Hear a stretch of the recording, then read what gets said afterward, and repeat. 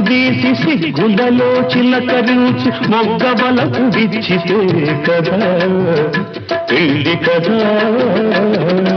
ఇరు మనసుల పొగతనువై ఇరు తనువుల పొగమనువై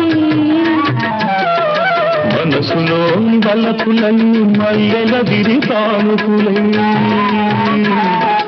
ఇరు మనసుల పొగతనువై ఇరు తనువుల పొగమనువై మనసులో వలపులన్నీ మల్లెల విరితానుకులై.